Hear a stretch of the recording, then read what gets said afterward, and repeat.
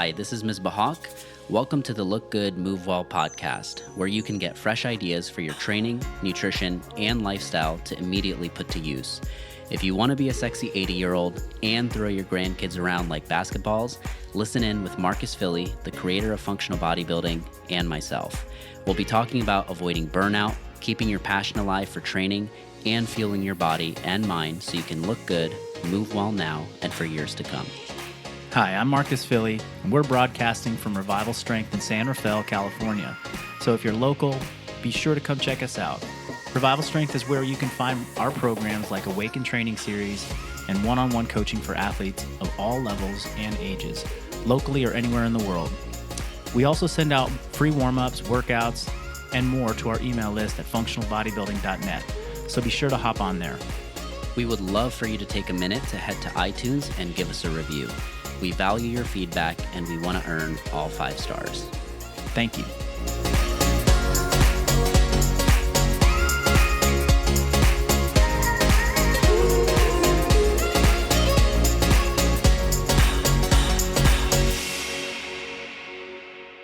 Guys, before we dive into the episode today, first we want to thank you for being listeners and supporting the show. I want to talk about Functional Bodybuilding 101, our education course that we offer right now on our website. And I want to ask you, Ms., you came into Revival Strength a number of years ago, and you were kind of right on the cutting edge of learning functional bodybuilding principles as a coach and as an athlete. How has being a functional bodybuilding educated coach impacted your profession as well as you as an athlete? Well, I think that the biggest thing is learning the principles and the thought processes of, we see a lot of movements that you kind of put out on your page or on functional bodybuilding, and it's fun to go through and experience yourself. But when you know the principles and the thought process behind that and the progressions and the way to kind of build on top of each other, not only do you get a more fulfilling experience, I think, as an athlete, because you're just being a little more intentional about it. But then from a coaching perspective, you can confidently use some of these practices and principles to design programs that are fun, safe, effective, and are ultimately going to allow you to be a more valuable coach to the clients that you are working with. I've seen firsthand you grow as a coach over the years, and I have great pride in saying that Misbah is perhaps, maybe next to me, the best functional bodybuilding coach on the planet. And I've seen you use these principles that we talk about in FBB 101, and you've learned how to utilize them to the 10th degree. Now, Functional Bodybuilding 1 is an introductory course. You are going to get the history of how FBB was founded, which is extremely important that we understand where this came from. Having language and knowing your history about what drove these methods will allow you to talk to your client in an educated way.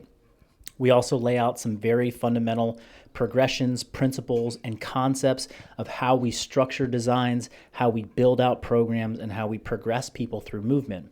So please head over to revival-strength.com, check out the Learn link, and go and get Functional Bodybuilding 101, the course. You're going to get text and video instruction. And for being our listeners, we're going to give you guys the 10% discount code to use. That is LGMW10. Again, that is LGMW10. Look Good, Move Well 10. And use that discount code to get FBB 101. And it's also valid for all our other products that are there right now.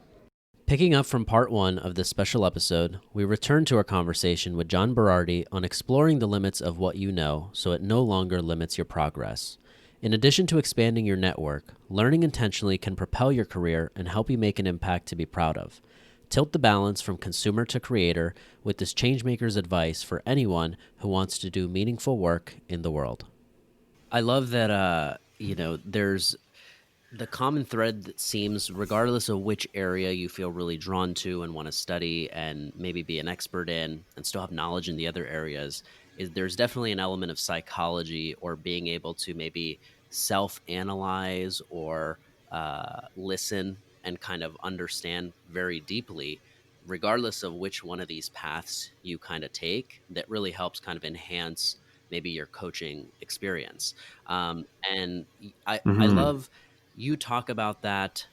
I don't, not just in the book, but I see you do interviews or even in the precision nutrition certifications. There's evidence of that everywhere, where it's like the second that I'm thinking a question, like after you make a statement, there's very clear examples, and anything I could be possibly thinking of is like addressed right there. And so you're tackling it from all different Hmm. angles, which I assume comes from being able to listen over the years, from the, what is it, like 150,000 people that you guys have coached, and Hmm. 75,000 coaches. And the one thing I found really fascinating is, I think I saw a video of you at a conference maybe, where you were mentioning that coaches who can get their 2 to 5 clients, their first 2 to 5 clients, Hmm. last longer in the industry than, or maybe it was using the pro coach system, but I took it as, okay, they Hmm. they stay in the coaching. Yeah, no, we see it across. Yeah, it's Pro Coach and other places. Yep. What so I'm sure there was a lot of analysis that kind of went into that, but could you tell Yeah. us a little bit more about that?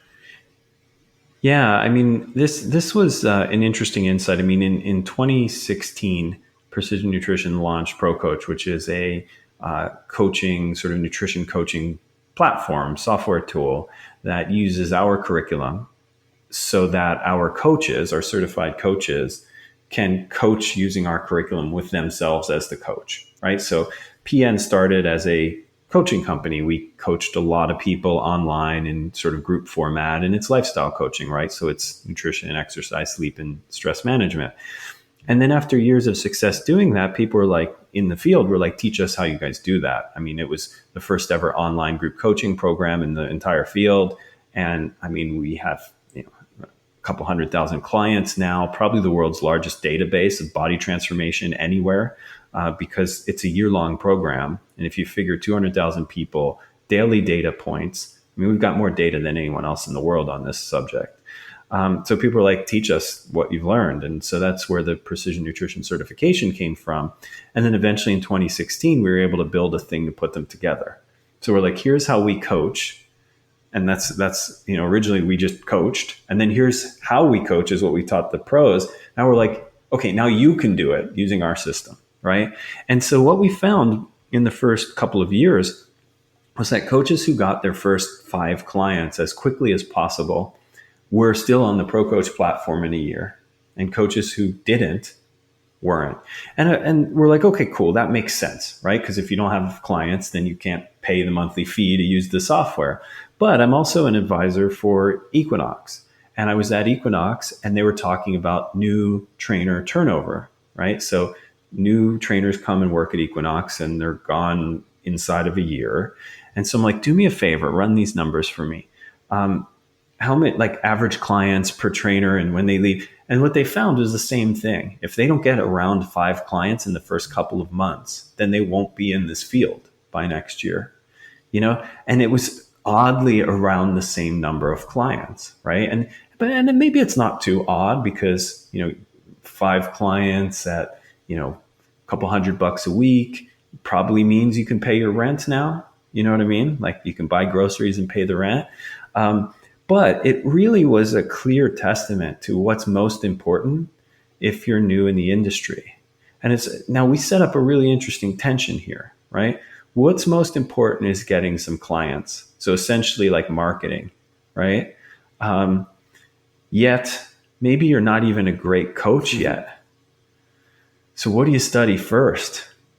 If you spend the first 2 years studying to be a great coach, you're going to need a financial backer, whether that's mom and dad or whether that's you left a law career to come work in fitness so you have money in the bank. But if you don't have a financial backer, then you can't afford to develop the coach skills, right? You'll go broke before you can get there. So it becomes this interesting tension and balance that each person has to solve individually based on what their financial means are, what their patience is like, what their timeline is like. But the bottom line is, if you can't find a funding source, and if you're the funding source, then you need marketing. then you won't be here very long. And it's a really crucial point that a lot of people don't think about. But we just see it in hundreds of thousands of people, right? It's just basic economics, really. You need to be funded to become good at what you do. And so for some people, it may be 50-50. Like I'll spend 50% of my continuing education for the first year on coaching development and the other 50 on marketing development. It may be you really need to lean into marketing right now and use other people's programs. You know what I mean? That's a solve. Like there are some great programs on the internet, right? That people are giving away for free. So maybe you coach your clients using those so you're not screwing up too badly while you're learning marketing for the first year. Again, everyone has to solve it individually, but it's a problem to solve for sure. Yeah, and it seems like having a really clear sense of what your value system is to guide that is key for coaches too. Because there's like just hearing you talk about that, I know that there's a lot of people in the industry that get frustrated. They're like, oh man, that guy or that girl they're just getting clients because they look good. Mm-hmm. They're not even a good coach. And it's like, well, perhaps that's their tool to like showcase like, hey, this is what the audience, this is what the market sees as, potentially a good coach is somebody who's got abs. Mm-hmm. It's like, okay, well, they're working hard to maintain that aesthetic so that they can attract people into their coaching circle. And then, are they okay with that? Are they selling a little bit of their own, selling a little bit of sex to get, to that first 5, 10, 15 clients? It's going to allow them to stay in the business and have the time to, develop themselves. Or are they even going to take the time to develop themselves as coaches? Or are they going to hold on to just that? People ask me that, sometimes like I attract a lot of people to our business through, videos of exercise that happen to be shirtless and gets attention. And I'm like, well, it's a tool. It's just a tool that's going to allow, the ecosystem of our business to grow so that we can have great coaches work with these people and we can elevate in different ways. And I like that framework, the idea that we're going to look at someone who may market themselves with their abs or just a attractive body is like, to have any judgment on that is too simplistic. It's a surface level thinking. It's one of the things I dislike most, when we feel fervently against or for something, only having done a surface level analysis, right? So let's really expand that, right? And go, okay, it's a tool, but what box does it live in, right? And what does attraction of clients in business mean, right? For me, I think all business and all marketing is summed up by 3 things. One is you have to know what people want, like what they really want and are willing to pay for. 2 is you need to develop something awesome and remarkable to deliver that. And 3 is you need to tell everyone about it. Okay. That's the only way any business has ever been made. It's the only way any clients have ever been gotten, right? You have to know what people want. You have to do something awesome to deliver it. And then you have to tell everyone about it. So then we think about the context of the things we see in the industry happening that we might like or dislike or whatever, and say, which bucket does it live in, right? Where does that particular thing live, right? And so let's use the example of someone marketing themselves with the shirts off picture, for example, right? Well, it kind of lives in telling everyone about it, right? Because we're doing video and we're teaching and whatever. But we have to ask the question, does it also live in what people really want, right? And does it live in something awesome, right? So if people want to look amazing, or maybe they don't want to look amazing, maybe they just want a coach who looks amazing. You know what I mean? It's an important question. I've long thought of this. Do some clients really like standing next to someone attractive at the gym every day? You know what I mean? Like, we have to ask that. And the answer may be yes. It may be no. I'm not putting any value judgment against it. I'm just really deeply curious. If all else were equal, I think some clients, you put someone attractive and fit next to someone who looks good but average, you know what I mean, or slightly above average, Some people choose the attractive fit one every day. A young, attractive fit man or woman would be awesome to stand next to every day and talk to and be your friend and coach you on exercise. Now, there's going to be other people who that's not at all appealing or motivating, right? They might want someone, if they're, let's say, very overweight, want someone who's was once overweight and is less overweight now. And that kind of person standing next to them is motivating to them. So before we get judgmental about how people are marketing, let's think about, again, the client. What do they want and are willing to pay for? And different people will want and be willing to pay for different things. What is the awesome thing that you can build to deliver it, right? And one awesome thing, like, we can't just be like, your programming is the awesome thing. Yeah, but no one can see your programming.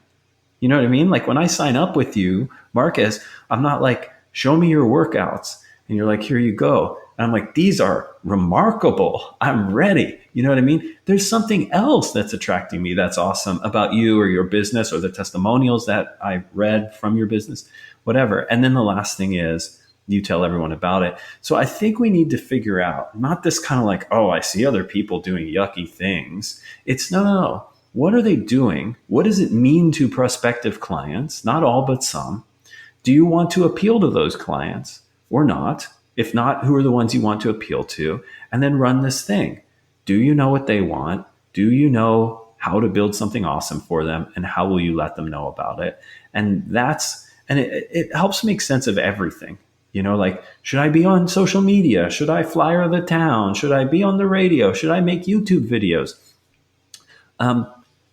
It can sound like 100 things, but it's really one thing. That's the telling everyone about it part, right? So now you get to decide, how will I tell everyone about it? I know I need to tell everyone about it, but which method do I think may be the most effective? And then you do the same for each of the three. And again, in the book, we talk about all of them, and all of them are easier said than done. You know, knowing what people really want isn't about asking them, like, what do you want? That never works. Like, there's a series of questions and probing and method, which I outline, for how to find out what people really want and are willing to pay for. And it's usually not what we think. And then building something awesome, same. Like, if you're young in your career, how could you possibly know what's awesome? You haven't seen enough awesome things. You know, you have to know who to talk to. You have to go out and you have to ask people what's awesome. You have to look outside of our field. You need to put what you're building in front of others. Like Changemaker, the book that you guys have, I mean, I've written a lot over the years. I've gotten pretty good at it, right? So when I sit down to write this, there's a good chance my first draft is at least decent. But I know enough to know that I can't do remarkable work alone. So I sent this draft out to 15 people in the field. They're all people who are at different stages of their career, some outside of our field even. And they made the book markedly better. You know, they gave me specific types of feedback, thinking aloud feedback, which is what I share in the book. But the bottom line is, I can't do, even at my stage of career, I can't do awesome work alone. You know, so you need people to help. And then telling everyone about it, we've talked about. Yeah, absolutely. Well, as you just talked about, like, you know, needing good people to guide us, or as sounding boards in the industry, I know something that you deeply believe in. You talk about in the book about, you know, having three impressive people or companies that you're always closely following. Do you mind sharing, like, who that is currently and who you're learning from? And Yeah, absolutely. Yeah. So in this section, I talk about how continuing education needs to evolve as your career evolves, right? So early, I went and did formal education, right? So I did my undergrad and my master's and my PhD. And then after that, it was what people call continuing education, right? So seminars and workshops and books and courses. And then I realized at a certain point, like, I'm going to need a new form of education. That is just not going to work for me anymore at my level of current development, right? Essentially, I mean, I've been in the field 30 years. So what we're getting is just like the wisest people are retiring and getting off the speaking circuit, and the youngest people are coming up and teaching just the new things of the day, you know, which there's nothing wrong with it. but I need a different thing now, you know? So at this stage in my career, I start, as you mentioned, following people. So what I'll normally do is I'll pick a business that's bigger than one that I've run, a business that's about the same size, and one that's smaller. And it could be a business or it could be a person, like it could be a thought leader or whatever the case may be. What I do is I sign up for their newsletter and I do everything they ask. Literally, you know, you get all their emails. And instead of being like, God, this guy sends out so many emails, like everyone complains, right? I open every one and I read everything they write and I click every link they put in it and I buy every product they tell me to buy, right? And this to me, I mean, it may cost me $1,000 or $1,500 a year or whatever the case may be, but that's how much a course would have costed anyway, right? But I'm getting like real deep insight into not how only how someone thinks, but what they do with what they think. You know what I mean? And that to me at this point in my career is way more valuable. I tell the story of John Goodman at the Personal Trainer Development Center and Online Trainer Academy. John's a great friend of mine now. And it was funny because a few years ago, he was my guy that I was following.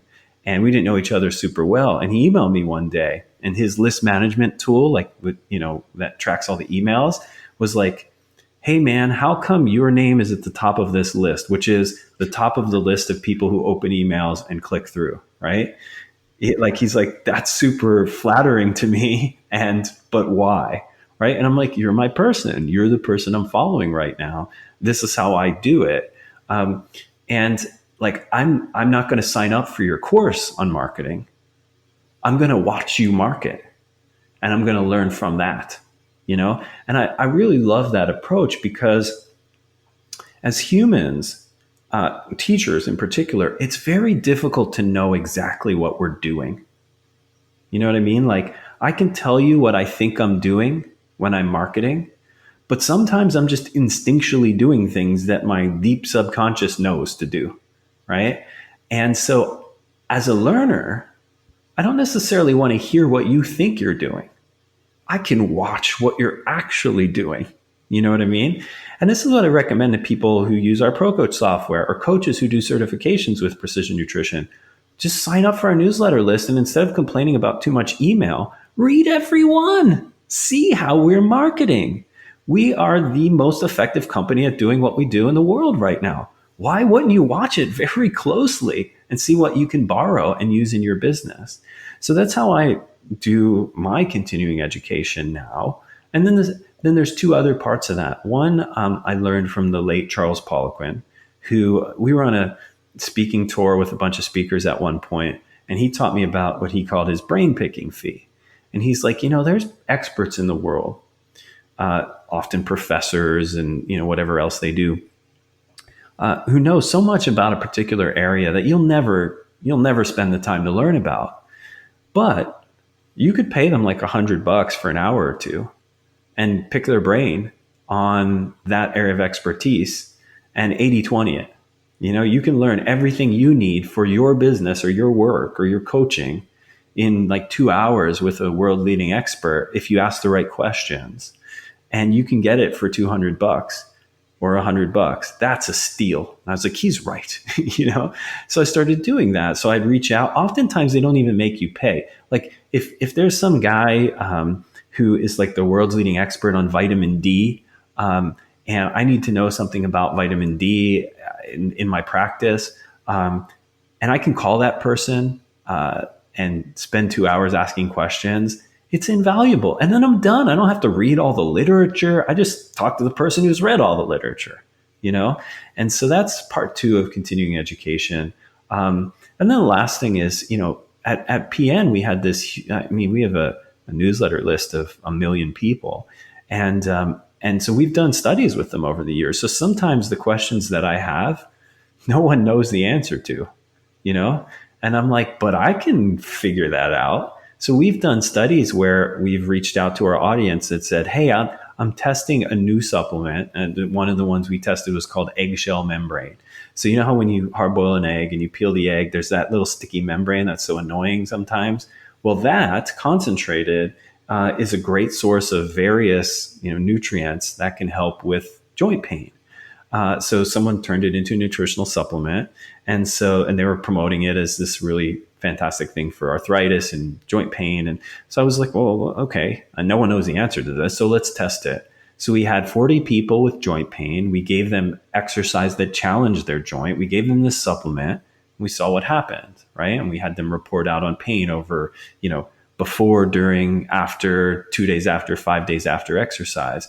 So now, like, we have this opportunity to do continuing education, which is the creation of knowledge. So that's kind of my big three in terms of where I'm at now, in terms of how I learn, and it might not be right for everyone who's listening, but I think the lesson is that continuing education should follow the timeline of your career. So as your career progresses, you need to think differently about it. If you're 30 years in and you're still just going to courses as your primary continuing education, it's off. You need to level up your continuing education, just like you've leveled up other aspects of your career.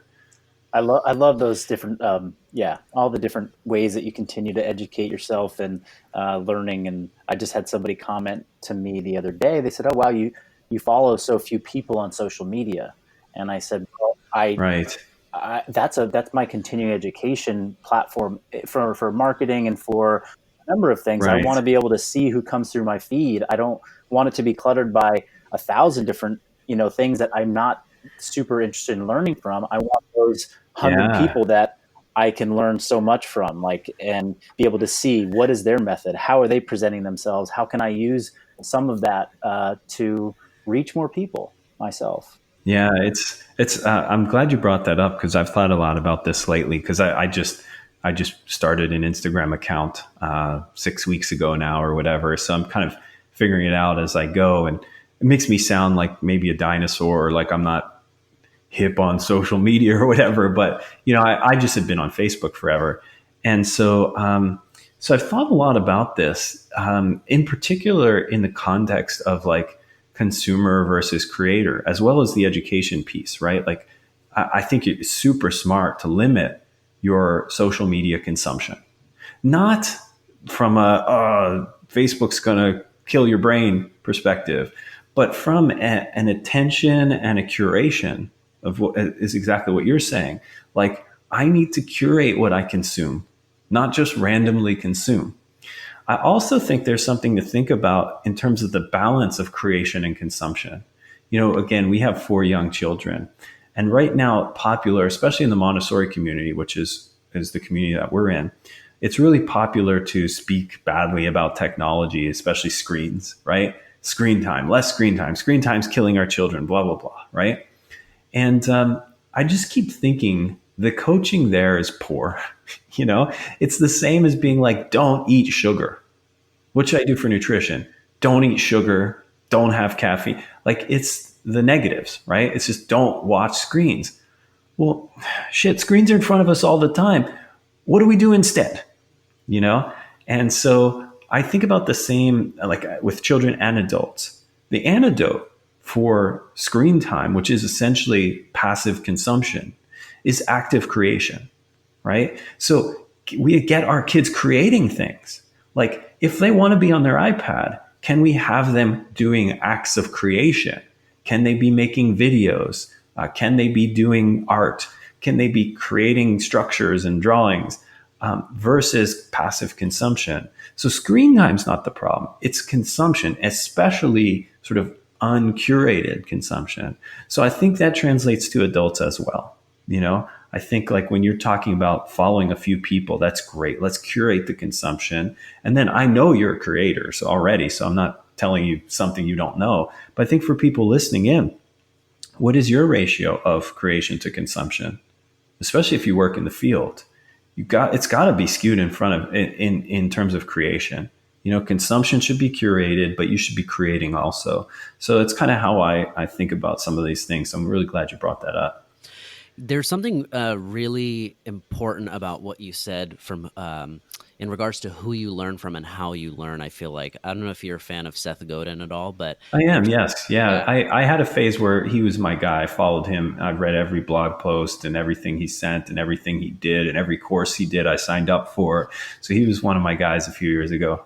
Wow. Yeah. You may know this exact post even, but I think he wrote it. It was called like Mentors versus Heroes. And he talked Hmm. about how mentors can sometimes be a bit of an easy out because you can make the excuse that, oh, I don't have access to this person, or this person Right. I wanted to learn from has passed away, or they're too busy, or whatever it might be. But heroes, you can access at any point by following their work and their trajectory, and often learning things about them that they may have never shared with you if they were kind of articulating it themselves. It may be through different kind of vantage points that you're learning about, maybe it's even you, I mean, Hmm. in change makers, I think one of the most valuable things is there's the Q&A that you have at the end Hmm. of all these common questions that people have asked you, and really gets deep into kind of how you think, even.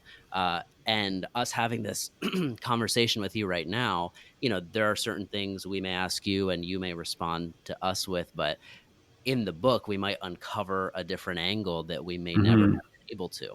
So heroes Yeah. are accessible to almost everyone. It's just kind of choosing, I guess, who that is for you. Yeah. Yeah. And I think, you're also hinting at the idea of context, which is important. It reminds me of just this week. So our oldest is 9 and she's in grade 4. So she's starting to do these like active book report kind of processes where like she has to read a book and answer a series of questions and stuff like that. And so the questions we answered the other night were about the author. So we had to go online, we had to research the author of this book that she's reading.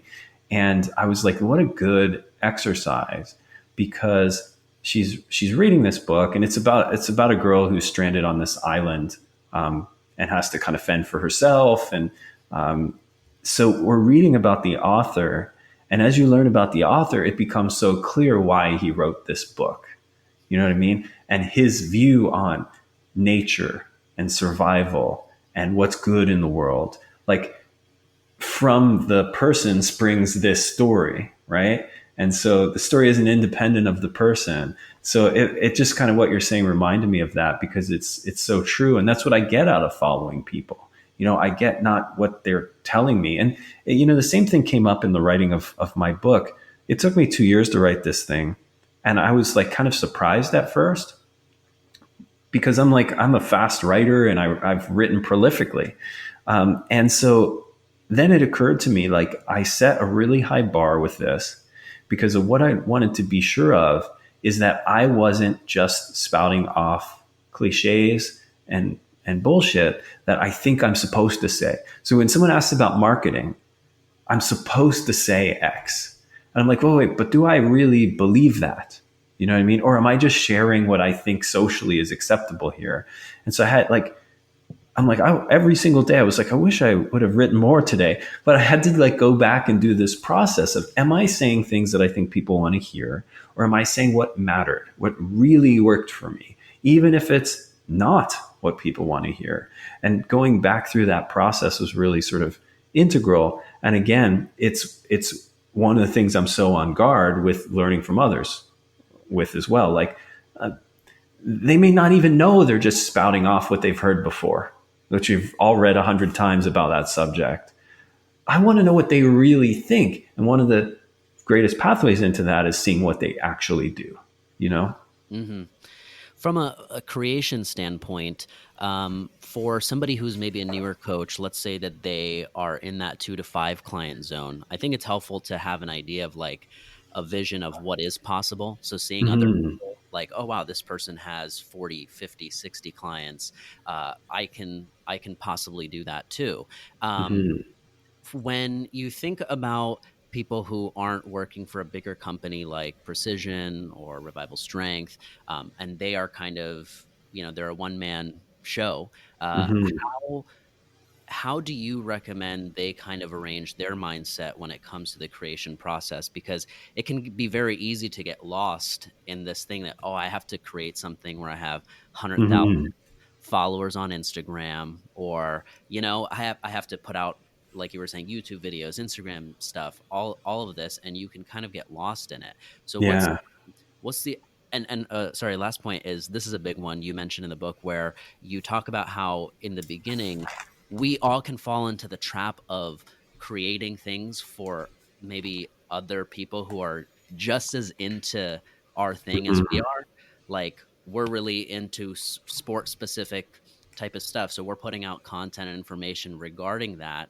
And you see over time, everybody's just doing that versus Hmm. actually tapping out into, I guess you called it the red ocean strategy of like, you know, the person who's just trying to play with their kids or get up off the Hmm. floor, and live a healthy life. Yeah. How do you even begin to kind of wrap your head and start to narrow down the focus? Like, where should I Yeah. be reading? Well, I think if you think of these as two circles, right? Circle one is the people in the world that need help, right? So them. Circle two is you, who you are, what you want to do, what's special about you, what's unique, right? Then you have to figure out how those two circles overlap and where, right? And so going out and copying other people is a mistake. It's just a mistake, right? But that's what a lot of people in health and fitness are doing. They're like, well, I'm going to see who's got a good business and I'll model mine after theirs. And I'm like, well, that's cool if you're them, right?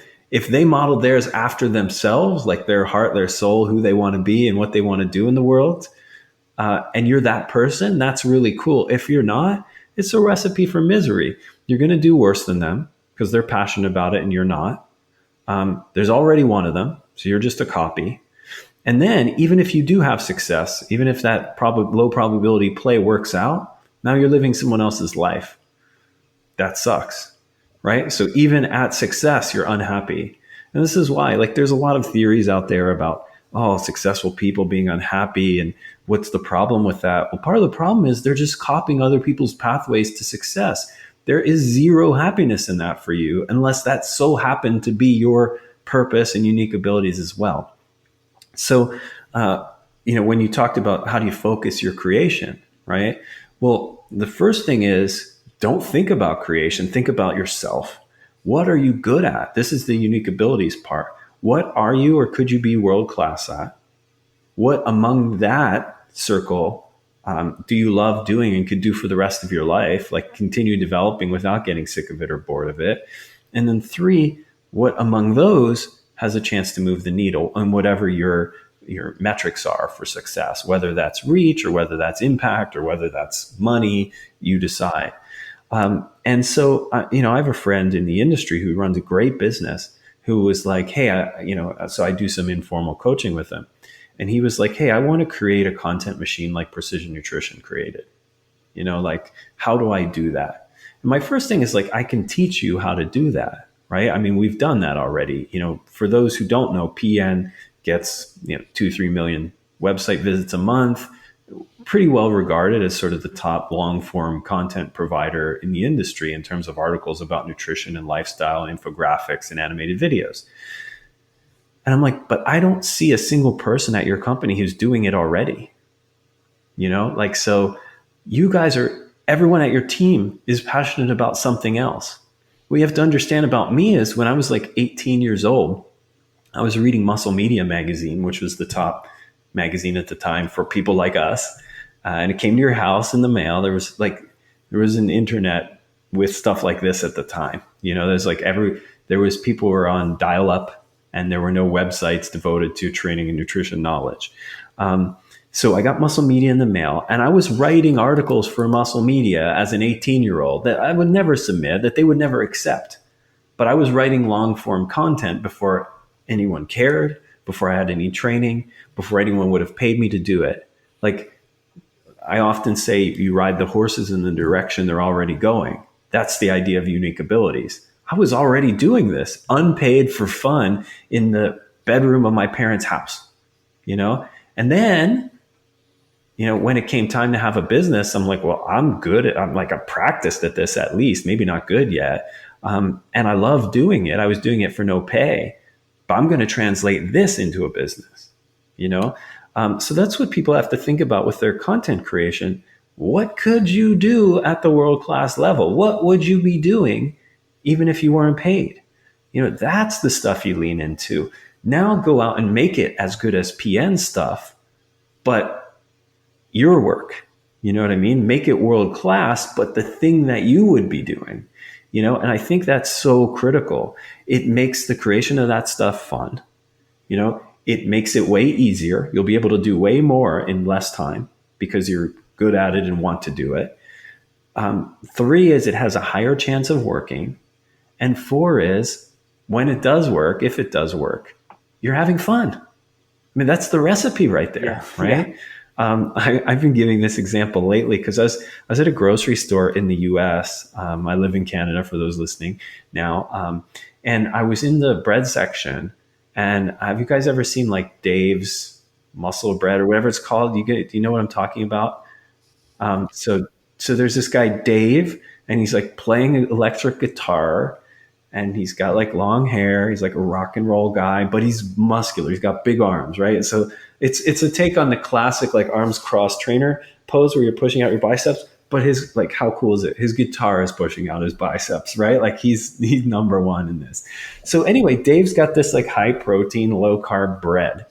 And I don't know Dave's story, but I manufactured a story for Dave, right? So I'm like, here's this guy who's like into health and fitness and into rock and roll and likes to eat healthy and likes to cook and bake or whatever. So he comes up with this thing. Like it feels so improbable, right? But he's in every store. He's like, he's made a lot of money selling this bread and has like mass retail distribution. But what he did was he leaned into all these weird and quirky, unique things about himself. He's like, I love to bake. I love to work out. I want to eat high protein. And he made this thing that no one else would think about. And he's crushing it, you know? So I think about what's your equivalent of Dave's rock and roll muscle bread? You know, what is that for you, right? It could be food. It could be a programming style. It could be something totally different. I was speaking at an event in Seattle recently, and I have this strategy I call my squint the eyes strategy. So it's like instead of looking at the details of things, I kind of squint my eyes and just see the fuzzy shapes of them. You know what I mean? I've taught it with respect to diet. What's better, keto or plant-based or high fat or high protein? I'm like, if you squint your eyes and look for the shapes, the similarities between the things rather than the fine-edged differences, that's where the learning happens. So I'm thinking about that with the people on stage. And I'm like, everyone up here has leaned into their quirky uniqueness. Everyone on the stage was fundamentally different, liked different things. No one was copying each other. But then we have this room of like 500 people who are going to go out and copy us now. And they'll never be on that stage because of it. Because there's already one doing that, and they're on the stage already, you know? So that's really my advice to anyone in any field, really. Like, start with who you are. You have to know what that is. Now, you can't just blindly then go create for you because there may be no market for that, right? Then you have to look at what people want and are willing to pay for, right? And then you have to find where that overlaps, right? And then that's that little zone of the Venn diagram that you live in now. You know, you get plenty of you, but then you get service of them. That was incredible. And as you were saying the story about the muscle bread, I was saying that's the question that's going to be on the wall in my office. Like, is this your Dave's muscle bread?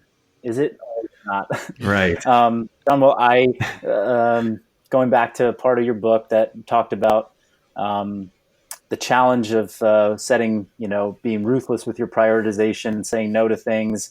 It just really highlighted how grateful I am and we are that you said yes to being on our show and coming on the podcast.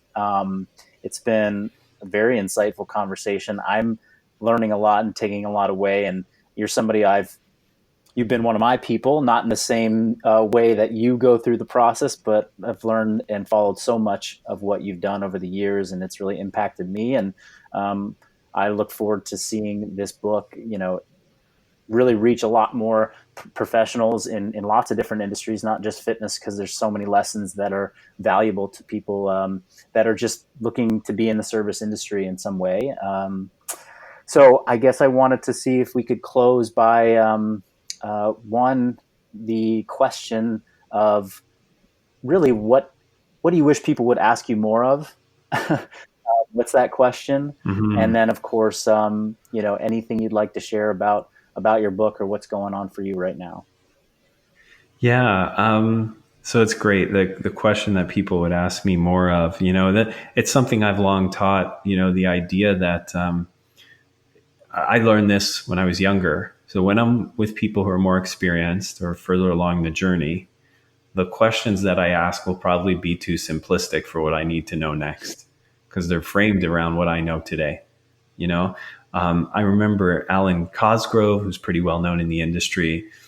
He told me this story. Like when he first sat down with Bill Parisi, who started Parisi Speed Schools and was kind of a legend of franchising sport specific conditioning centers. He's like, when I was young, I sit down with Bill and had the chance to have lunch with this guy who's had like amazing success in the industry. And I asked him what kind of squat rack I should get for my gym that I'm building. He's like, what an idiot. I want to punch that guy in the face. And I'm like, yes and no, right? Like that was the important thing at the time. Like if you would have asked him about franchising a business, it would have been irrelevant to you because you just needed to fill that 500 square foot space you just rented with equipment. And that's what you needed to know at the time. So probably 80% of your conversation should be around all your level as far as you've gotten right now. But maybe 10% or 20% should be, what do I not think about now that's coming next, right? Like so a little bit of reaching ahead, but a lot of what I need today. So anyway, it's a question that I ask a lot of people. What haven't I asked that I should have? Or what am I not thinking about that I'm going to need to think about next? And so that's the context I'll answer this within. And I think the bigger thing people ought to be thinking about is the interconnectedness between all the things in their lives. So if we're talking about business, if we're talking about coaching, if we're talking about parenting, if we're talking about training, a lot of the same principles in life apply. I often say, like, the most freeing day for me was when I realized that becoming a better parent was the same as becoming a better coach, was the same as becoming a better leader in my business. It's all the same skillfulness with people. There's only a few things you need to do well there. So I don't need to take courses on all three things. I only need to figure out the fundamental skill for that. And I think the same is true if we talk about our own personal health experience and our fitness experience as well. There's only a few principles around training and nutrition that are required for us to understand. And if we can squint our eyes, if we can see like things in their shapes rather than the fine edges and the differences and the details, life gets a lot simpler. We become way more wise and insightful. And then it becomes easier to make decisions about things and see through all the stuff that's coming at us. We want to know if new stuff is BS or true, but I think that's the wrong paradigm here. We just need to know if it's useful in the context of understanding the world. And if it's not, then we can just discard it. We don't even have to be mad at it. We just go, oh yeah, that's not useful in the context of me understanding the world. Or it may not be true, but the shape of it looks a lot like the shape of this other thing that is true. What's in common there? How can I learn from that? So if I could leave now I'm starting to feel like I'm giving, philosophical advice that's devoid of context or real examples. So if you're feeling that way, listeners, my thing is do it with a concrete thing, go look for the similarities between people who are eating plant-based diets and who are eating carnivores, not just like what they wrote down for breakfast, but the context of their life. What's similar about the people who are caring about their nutrition in these two seemingly different ways, right? What are they doing with themselves? What are they thinking about? Are there a lot of similarities versus just differences? And when you start playing this game in like a narrow area as food, you can start playing it in big areas of your life, like parenting and relationships and business. And then I think that's where like the real magic happens in terms of developing wisdom and then being effective. That's wonderful advice. Again, thank you so much, John, for being generous with your time and giving us all some food for thought. And we would love to kind of support you and your journey in whatever way we can. So where would you kind of recommend people learn more about you and what you're up to? And where can we point people to? Yeah, so folks can come check me out at johnberardi.com. We just launched a new website. I had a johnberardi.com many moons ago. Marcus, you may remember this. It was T-Nation days. We shut it down and we sent everyone to Precision Nutrition for the longest time. And so obviously, if folks want to go read about our nutrition stuff, go to precisionnutrition.com. But if you want to figure out what I'm up to, both what I'm creating, what I'm reading, what I'm thinking about, I have a bunch of different projects on the go. Come over to johnberardi.com.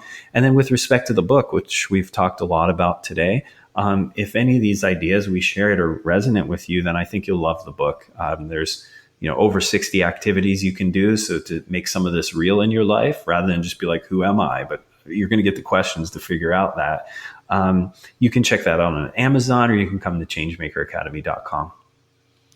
Thanks again, John. Thank you so much. This was a real pleasure, and something that 20 years ago when I was reading your first articles, I don't know that I would have thought would have happened. So thank you again.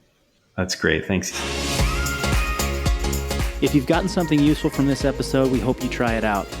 And be sure to sign up for our email list at functionalbodybuilding.net to get our free functional bodybuilding workout and nutrition starter guide.